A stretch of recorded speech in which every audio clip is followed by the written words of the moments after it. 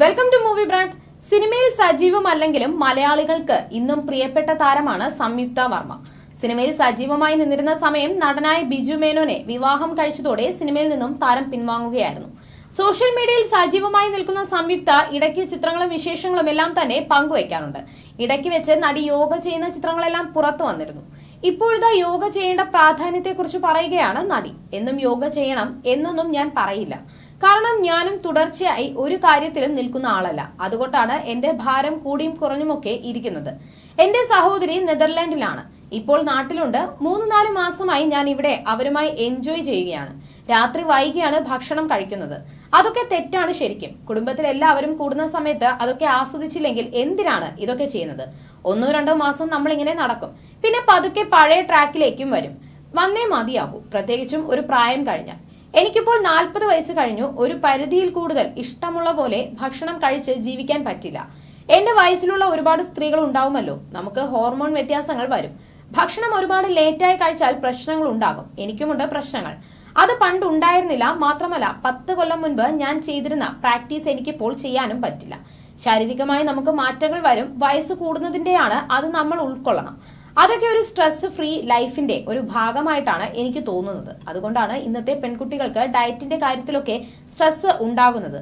ഈ കുട്ടികളൊക്കെ ജനിക്കുമ്പോൾ മുതൽ കഴിക്കുന്ന ഭക്ഷണമാണ് ഇപ്പോഴും കഴിക്കുന്നത്. ഇപ്പോഴുള്ള ഏത് കുട്ടിയാണ് ബർഗറും പിസയും നൂഡിൽസും ഒക്കെ കഴിക്കാത്തത്? അത് കഴിക്കരുത്, ഇത് കഴിക്കരുത് എന്നൊക്കെ ഈ കൗമാരക്കാരോട് പറഞ്ഞാൽ അവർക്ക് മനസ്സിലാകുമോ? കുട്ടികൾ അവർക്ക് 2-3 വയസ്സുള്ളപ്പോൾ മുതൽ കഴിക്കുന്നതാണ് ഇതൊക്കെ.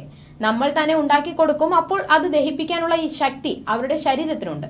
പക്ഷെ നമ്മൾ തന്നെ പറയും ആവശ്യമില്ലാത്തത് കഴിക്കേണ്ട, ചീത്തയാണ് എന്നൊക്കെ. ഇതൊക്കെ കുട്ടികൾക്ക് സ്ട്രെസ്സായി മാറും. എനിക്ക് പോളിസിസ്റ്റിക് ഓവറി സിൻഡ്രോം ഉണ്ടായിരുന്നു. ശ്വാസമുട്ട് പോലെയുള്ള പ്രശ്നങ്ങൾ ഉണ്ടായിരുന്നതായി സംയുക്ത പറയുന്നു. അത് സ്ട്രെസ് തന്നെയായിരുന്നു എന്നാണ് തോന്നുന്നത്. ആ സമയത്തൊക്കെ ഷൂട്ടിങ്ങിന് പുറത്തു പോകുന്നത് പല സമയങ്ങളിലാണ്. രാത്രി ഒരുപാട് വൈകി കിടന്നുറങ്ങുന്നു. കല്യാണം കഴിഞ്ഞ് കുറച്ച് കഴിഞ്ഞപ്പോഴാണ് എനിക്ക് PCOS ഉണ്ടായിരുന്നത്.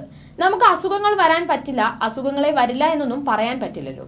പക്ഷെ വരുന്നത് അസുഖങ്ങളാണെങ്കിലും മാനസികമായിട്ടുള്ള പ്രശ്നങ്ങളാണെങ്കിലും വികാരമാണെങ്കിലും അത് കൈകാര്യം ചെയ്യാൻ യോഗ പഠിക്കും. ദഹിപ്പിക്കും എന്ന് പറയും. നമ്മൾ എന്ത് കഴിച്ചാലും ദഹിക്കാനുള്ള ശക്തി നമുക്ക് ഉണ്ടാകണം. ശരീരം കൊണ്ട് മാത്രമല്ല മാനസികമായിട്ടും. പുറത്തു നിന്നൊരാൾ നമ്മളെ ചീത്ത പറയുകയോ പുച്ഛിക്കുകയോ അപമാനിക്കുകയോ ചെയ്താൽ നമ്മുടെ മനസ്സ് അതിനെ ദഹിപ്പിക്കണം, ദഹിപ്പിച്ച് പുറത്തേക്ക് കളയണം. അത് നമ്മുടെ ശരീരത്തിൽ നിന്ന് കളയേണ്ടതാണ്. ഇമോഷൻസും അങ്ങനെ തന്നെയാണ്. ഇപ്പോഴുള്ള അധികം പേർക്കും ഈ ഇമോഷൻസ് ദഹിപ്പിക്കാനുള്ള ശക്തിയില്ല. അതാണ് ആത്മഹത്യയിലേക്ക് വരെ കാര്യങ്ങൾ എത്തിക്കുന്നത്. കരച്ചിൽ വന്നാൽ കരയുക, അതിന് ശക്തി വേണമെന്നും നടി പറയുന്നു. 1999 സത്യൻ അന്തിക്കാടിന്റെ സംവിധാനത്തിൽ പുറത്തെത്തിയ വീണ്ടും ചില വീട്ടുകാര്യങ്ങളായിരുന്നു സംയുക്തയുടെ ആദ്യ സിനിമ എന്നാണ് എല്ലാവരും ധരിച്ചു വച്ചിരിക്കുന്നത്. സ്വയം പര്യാപ്തയായ ശക്തയായ ഭാവന എന്ന കഥാപാത്രത്തെയായിരുന്നു സംയുക്ത വീണ്ടും ചില വീട്ടുകാര്യങ്ങളിൽ പ്രത്യക്ഷപ്പെട്ടത്. എന്നാൽ അതിനു മുൻപേ താൻ വെള്ളിത്തിരയിൽ എത്തിയിരുന്നു എന്ന് രഹസ്യവും സംയുക്ത പറഞ്ഞിരുന്നു.